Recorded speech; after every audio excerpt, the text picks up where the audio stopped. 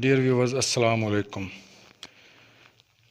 You are being taught about kinds of pronouns in the last two videos. Today we shall carry on with same topic because 6 of 9 kinds of pronouns have been discussed before. Now remaining 3 would be discussed today. Then let's start with number 7 kind of pronouns is distributive pronouns, which contains each, either and neither. تو جی دوستو، lesson number 6.2 kinds of pronoun, اس میں ضمیر کی اقسام. تو اس سے پہلے videos میں ہم نے 6 اقسام جو ہیں پروناؤن کی وہ ڈسکس کر لی ہیں. تو آج ہم شروع کریں گے کہ 7ویں اس کی جو قسم ہے پروناؤن کی وہ کیا ہے. وہ ہے ڈسٹریبیوٹیو پروناؤن. پہلے دیکھتے ہیں کہ ڈسٹریبیوٹیو پروناؤنس کیا ہوتے ہیں. کسی چیز کی مقدار یا اشخاص کی تعداد میں سے ہر ایک کی طرف اشارہ کرنے کے لیے ہم ڈسٹریبیوٹیو پروناؤنز استعمال کرتے ہیں. وہ ہیں کون کون سے؟ ایچ، ایدر اور نیدر. اچھا، یہاں پہ آپ نے توجہ دینی ہے کہ موسٹلی میں نے دیکھا ہے اسٹوڈنٹس یہ جو لفظ ایدر ہے اس کو آئدر پڑھتے ہیں اور نیدر کو نائدر پڑھتے ہیں. یہ تلفظ غلط ہے. جو ٹھیک پروننسیشن ہے وہ ہے ایدر اور نیدر. اب ہم دیکھتے ہیں ان کا استعمال، کہ ان کا استعمال کہاں پر اور کیسے ہوتا ہے. امید ہے آپ کو سمجھ آ چکی ہوگی کہ یہ تینوں جو ایچ، ایدر اور نیدر کس لیے استعمال ہوتے ہیں. یہ دوبارہ سے دیکھ لیں. کسی چیز کی مقدار یا اشخاص کی تعداد میں سے ہر ایک کی طرف اشارہ کرنے کے لیے ان کا استعمال کیا جاتا ہے. تو اس کی آگے مثال ہے لکھی ہوئی. یہ ایگزامپل 1، ان لڑکوں میں سے ہر کوئی کار چلانا جانتا ہے. تو اب دیکھیں یہاں پہ each of these boys knows how to drive اے کار. اب آپ اس بات سے پریشان نہ ہوں کہ یہاں پہ ہیں لڑکوں، مطلب زیادہ اشخاص کی بات ہو رہی ہے تو یہاں پہ نوز کیوں لکھا ہوا ہے. تو یہ جو نوز ہے ورب فرسٹ فارم اور اس کے بعد ایس کا اضافہ، یہ ان بوائز کو اشارہ ان کی طرف نہیں کر رہا بلکہ ان میں سے ہر ایک کی طرف اشارہ کر رہا ہے. یہ ایچ اس کا ایز اے پروناؤن استعمال ہوا ہے. تو اس لیے یہاں پہ ایس یا ای ایس کا اضافہ جو ہم کرتے ہیں پریزنٹ انڈیفینٹ ٹینس میں، تو اس لحاظ سے یہاں پہ ایس کا اضافہ ہے. Each of these boys knows how to drive a car.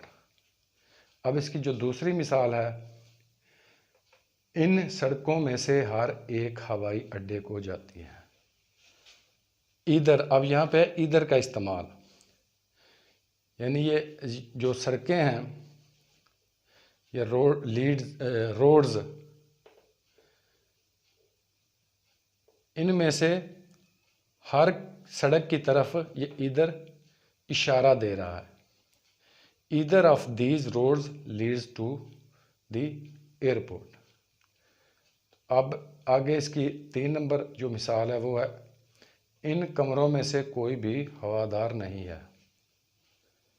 Neither of these rooms از ایری. ایری کہتے ہیں ہوادار کو. تو یہاں پہ نیدر کا استعمال ہے. کہ یہ جتنے بھی کمرے ہیں دیز رومز، یہاں پہ جمع کا صیغہ ہے، لیکن فائل جو اس میں ہے ڈسٹریبیوٹیو پروناؤن میں سے وہ ہے نیدر۔ تو امید ہے آپ کو یہاں تک سمجھ آ چکی ہوگی۔ تو اب آگے ہم چلتے ہیں، آج ہم اس ٹاپک کو کنکلوڈ کریں گے۔ جو نمبر 8 پہ کائنڈ آف پروناؤنز ہے وہ ہے ریلیٹیو پروناؤنز۔ تو ان کے بارے سمجھتے ہیں، سیکھتے ہیں کہ ریلیٹیو پروناؤنز کیا ہوتے ہیں اور یہ کہاں پر اور کیسے ان کا استعمال ہوتا ہے۔ جی ویورز، ہم پڑھ رہے ہیں کائنڈز آف پروناؤنز، اس میں ضمیر کی اقسام۔ تو اس پہ نمبر 8 پہ جو ہے پروناؤن کی قسم وہ ہے ریلیٹیو پروناؤنز۔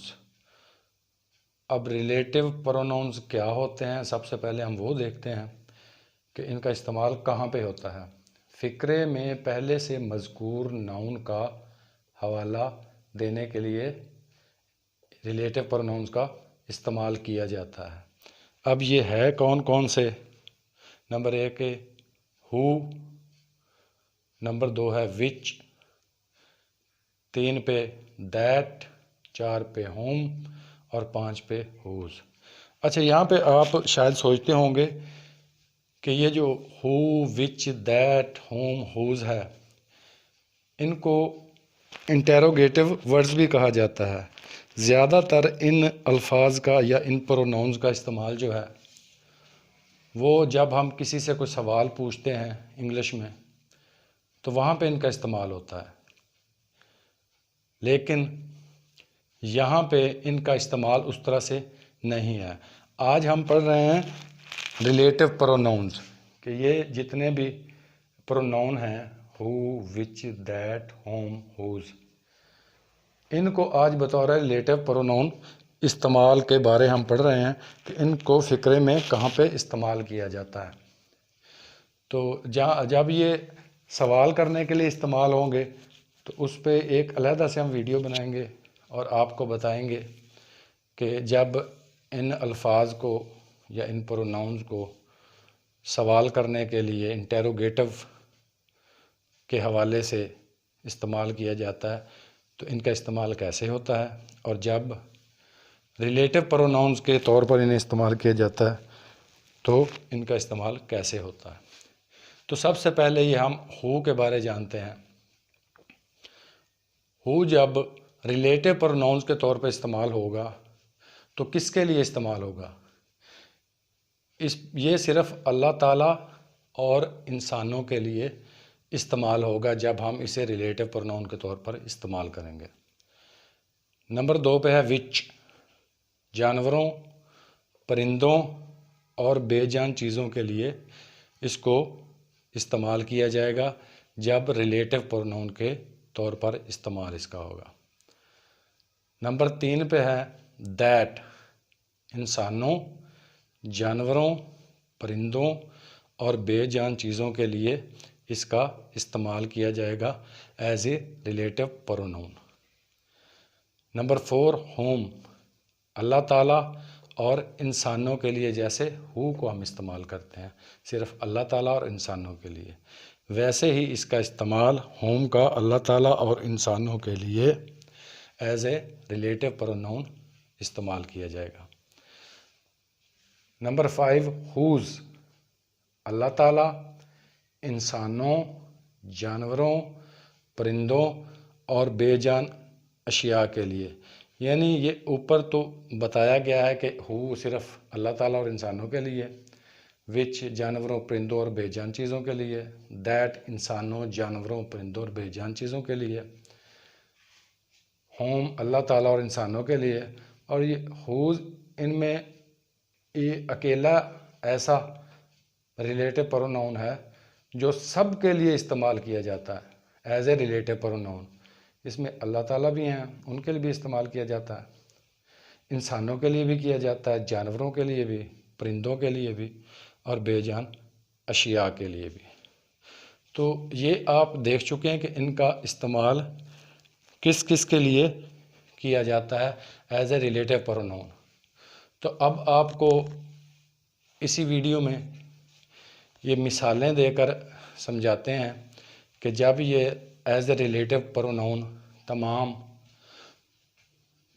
یہ الفاظ استعمال کیے جائیں گے کسی سینٹینس میں، تو یہ فقرے کے یا سینٹینس کے کس جگہ پر استعمال کیے جائیں گے.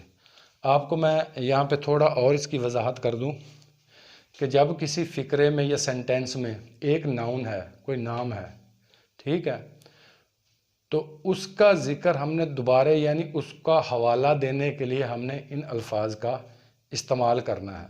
تو آگے مثالوں سے امید ہے کہ آپ نا بڑے آرام سے اور بڑی آسانی سے یہ سمجھ پائیں گے. اچھا، یہ چیزیں آپ نے سمجھنی ہیں، ان کو رٹا نہیں لگانا، کیونکہ جو رٹا لگایا جاتا ہے وہ بھول جاتا ہے، اور جو چیزیں سمجھی جائیں وہ جاتی ہیں انسان کے ذہن میں، اور انسان کا جو ذہن ہے وہ میموری کارڈ کی طرح کام کرتا ہے. تو اس میں جو چیز محفوظ ہو گئی وہ کبھی بھی ذہن سے نہیں جائے گی. جو زبان پہ رٹی ہوئی چیز ہوگی وہ ہم بھول سکتے ہیں. تو چلیے اب مثالوں کی طرف چلتے ہیں. انہیں الفاظ کی آپ کو مثالیں دے کر سمجھاتے ہیں. جی ویورز، یہ دیکھیں آپ کے سامنے ایگزامپلز لکھ دی گئی ہیں. تو اب آپ کو سمجھاتے ہیں جو ہم نے پہلے ریلیٹو پروناؤنس پڑھے ہیں، جن میں ہو، وچ، دیٹ، ہوم، ہوز کا استعمال ہے، کہ ان کو سینٹینس انگلش جب ہم سینٹینس بنانے لگیں تو ان کا استعمال کہاں پہ ہوگا. تو سب سے پہلے یہ مثال نمبر 1 ہے، میں ناصر سے ملا جو کہ مصوری کا شوقین ہے. تو آپ کو پتہ ہے اس جو ریلیٹو پروناؤن ہے اس میں جو یہ استعمال کیے جاتے ہیں پروناؤن جتنے بھی، یہ فقرے میں پہلے سے کوئی مذکور جو ناؤن ہے اس کو ریفر کرتے ہیں، یعنی اس کا حوالہ دیتے ہیں. میں ناصر سے ملا جو کہ مصوری کا شوقین ہے. I met Nasir who is fond of painting. اب یہاں پہ دیکھیں یہ جو ناصر ہے یہ ناؤن ہے، پہلے سے موجود ہے فقرے میں. اب یہ ہو جو ہے یہاں پہ استعمال ہوا ہے ایز اے ریلیٹو پروناؤن، یہ میں نے اوپر مارک بھی کر دیا ہے. یہ اس کا ریفرنس یعنی حوالہ اس کا دے رہا ہے، آئی کا نہیں دے رہا، یہ اس کا دے رہا ہے. تو یہاں پہ مارک بھی میں نے کر دیا ہے. تو آپ غور سے دیکھیں اور سمجھیں کہ کسی بھی فقرے میں پہلے سے مذکور کوئی ناؤن اس کا حوالہ دینے کے لیے ان پروناؤنز کو استعمال کیا جاتا ہے. اور ایک چیز آپ نے اور بڑے غور سے سمجھنی ہے کہ یہ جتنے بھی ریلیٹو پروناؤن ہیں، ہو، وچ، دیٹ، ہوم، ہوز، یہ فوراً ان کا استعمال جو ناؤن ہوگا اس کے فوراً بعد ان کا استعمال ہوگا. اگر فقرے میں ان کا استعمال ناؤن کے فوراً بعد نہ کیا گیا تو وہ سینٹینس غلط ہوگا، وہ ٹھیک نہیں ہوگا، انکریکٹ ہوگا. اب جو کریکٹ ہے فارم سینٹینس کی وہ یہی ہے، آئی meat Nasir who is fond of painting. اسی طرح سے مثال نمبر 2، مجھے وہ کتاب مل گئی ہے جو میں نے کھو دی تھی. I have found the book which I last. اب دیکھیں اس فقرے میں بھی جو ریفرنس یا حوالہ دیا جا رہا ہے وہ اس کتاب کے کھونے کا دیا جا رہا ہے، اس بک کا دیا جا رہا ہے، نہ کہ آئی کا دیا جا رہا ہے، اس بک کا دیا جا رہا ہے. تو اس لیے یہ بک اس کے ساتھ ہی فوراً بعد وچ کا استعمال ہوا ہے. تو آپ کو پتہ ہے، آپ نے پڑھا ہے اسی ویڈیو میں پہلے کہ جو وچ ہے یہ استعمال ہوتا ہے بے جان چیزوں کے لیے بھی یہ استعمال ہوتا ہے. تو اب سینٹینس اس طرح سے، I have found the book which I last. مثال نمبر 3 ہے، کیا تم اس آدمی کو جانتے ہو جو وہاں کھڑا ہوا تھا. اب یہ جو سینٹینس ہے یہ ہے آدھا ہے پریزنٹ انڈیفینٹ کا اور آدھا ہے پاسٹ کا. تو اب آپ نے پھر غور کرنا ہے. ڈو یو نو دی مین. اب یہ مین جو ہے یہ پہلے سے ناؤن ہے ایک. ٹھیک ہے. اس کا ریفرنس دینے کے لیے فوراً بعد دیٹ کا استعمال کیا گیا. Do you know the mean that was standing their. اب اس کے بعد مثال نمبر 4 ہے. وہ لڑکا جسے ہم کل ملے تھے فوت ہو گیا. دی بوائے. اب دیکھیں اس سینٹینس میں اس بوائے کی طرف ریفرنس دیا جا رہا ہے اور فوراً بعد اس کے یہ ہوم کا استعمال ہے. دی بوائے ہوم وی میٹ. یہاں تک فکرہ ہو گیا. وہ لڑکا جسے ہم ملے تھے کب؟ کل. دی بوائے ہوم وی میٹ یسٹرڈے. اب یہاں پہ یہ جو اتنا فکرہ ہے ہیز ڈائیڈ یہ ہے پریزنٹ پرفیکٹ ٹینس کا. یہ آئندہ آپ کو بتایا جائے گا کہ پریزنٹ پرفیکٹ کیا ہوتا ہے اور کس طرح اس کے سینٹینس انگلش میں بنائے جاتے ہیں. تو اب ہم صرف سیکھ رہے ہیں یہ ہوم کے بارے میں، دیٹ کے بارے میں، وچ کے بارے میں، ہو کے بارے میں ایز اے ریلیٹو پروناؤن کہ ان کا استعمال کہاں پہ ہوتا ہے. دی boy home we meat yesterday has died. اسی طرح مثال نمبر 5 ہے. یہ وہ اسٹور ہے جس کا مالک انگلینڈ میں رہتا ہے. دس از دا اسٹور. اب دیکھیں یہاں پہ اسٹور کی بات ہو رہی ہے. ٹھیک ہے. تو اس کا ریفرنس اسٹور کا دینے کے لیے فوراً اسٹور کے بعد ہوز کا استعمال کیا گیا ہے. ٹھیک ہے. آپ کو پتہ ہے یہ اسٹور جاندار نہیں ہے، اس کے لیے وچ کا استعمال بھی ہو سکتا تھا بے جان کے لیے، لیکن ہوز میں سبھی آتے ہیں. اللہ تعالیٰ کے لیے بھی استعمال کیا جاتا ہے، انسانوں کے لیے بھی، پرندوں کے لیے بھی. ٹھیک ہے. جانوروں کے لیے بھی اور بے جان اشیاء کے لیے بھی. یہاں ہوز کا استعمال ہے. دس از the store whose owner leaves in England.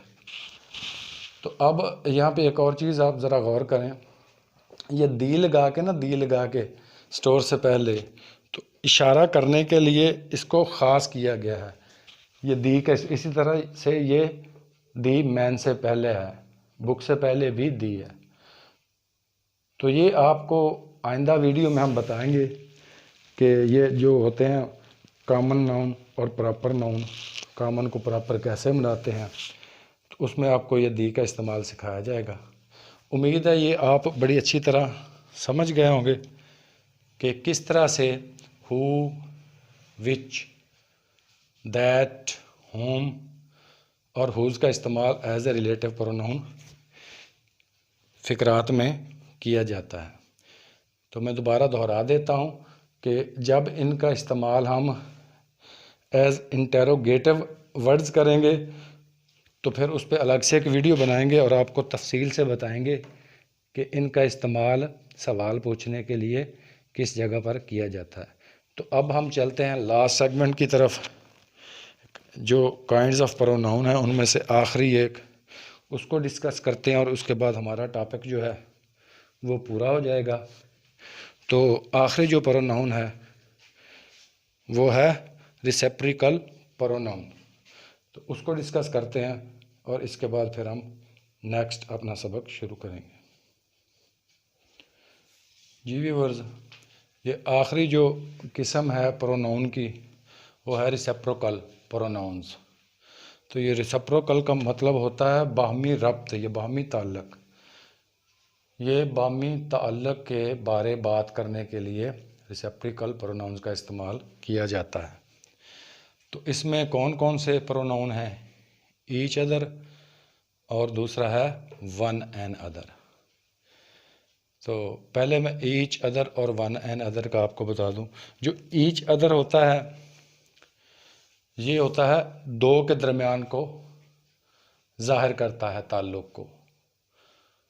تو جو ون اینڈ ادر ہے یہ دو سے زیادہ اشخاص یا چیزوں کو ظاہر کرتا ہے، ان کے باہمی ربط یا تعلق کو ظاہر کرتا ہے۔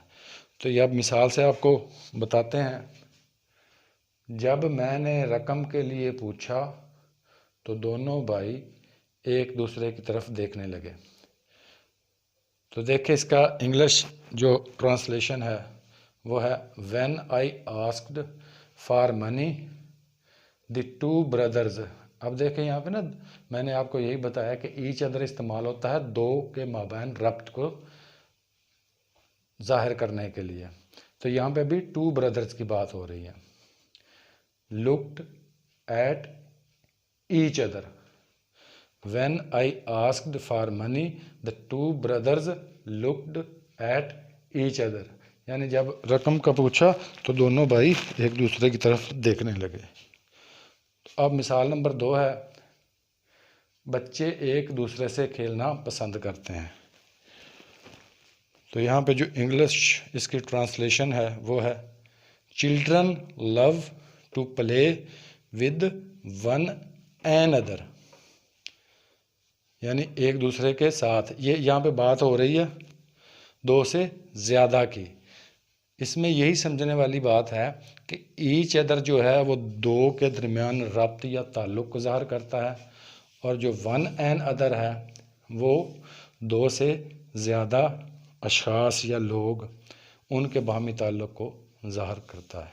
امید ہے آپ کو یہ کافی چیزیں کلیئر ہو چکی ہوں گی، اور آج یہ ہمارا جو ٹاپک تھا کائنڈز آف پروناؤن وہ آج ہم نے مکمل کر لیا ہے۔ تو اگر کسی کو ویور کو سمجھ نہ آئی ہو تو ان باکس میں آ کے پوچھ سکتا ہے تاکہ اس کی رہنمائی کی جا سکے۔ اور ابھی تک جس ساتھی دوست نے اس چینل کو سبسکرائب نہیں کیا تو ان سے یہ ریکویسٹ ہے کہ فی الفور اس چینل کو سبسکرائب کریں، بیل آئیکن کو دبائیں، ویڈیو کو لازمی لائک کریں اور اپنے کمنٹس دیں تاکہ آپ کی رہنمائی بہتر طریقے سے کی جا سکے۔ تو آئندہ ہم اور آگے لیسن شروع کریں گے تو وہ اس کے بارے پھر اسی وقت بات ہوگی۔ تو آج کے لیے اتنا ہی کافی۔ اپنا اور اپنے دوستوں کا خیال رکھیے گا۔ ہمیں اجازت دیجیے۔